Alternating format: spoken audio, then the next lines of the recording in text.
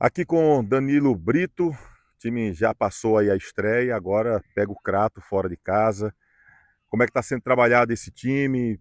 Pensa em alguma mudança, além do goleiro, né? Já que o Danilo foi expulso, Danilo. Na verdade a gente tem um cuidado, né, de entender o adversário, de entender o campo, né, para a gente tomar a melhor decisão, né, escolher o melhor elenco, e não só o elenco, como também a forma de jogar, né. E é isso que a gente está fazendo na semana, né.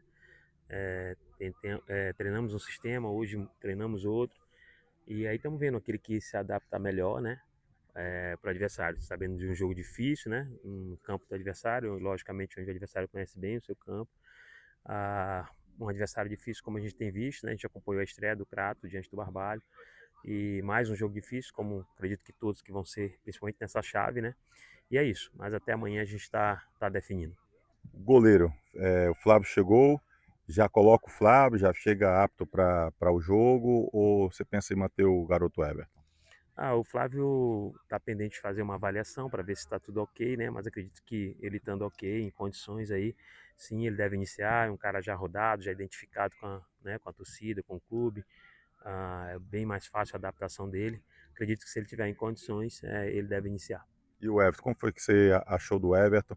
Entrou numa fogueira grande e acabou se portando bem, né? Como é que o treinador faz a avaliação desse jovem?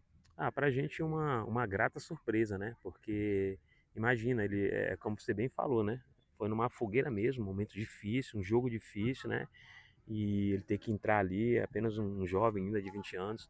E a gente ficou muito feliz, porque ele entrou bem, né? Entrou seguro, nos passou segurança, nos ajudou, né? Foi exigido. E a gente fica muito feliz, né? Trabalho de categoria de base, trabalho de continuidade do Guarani.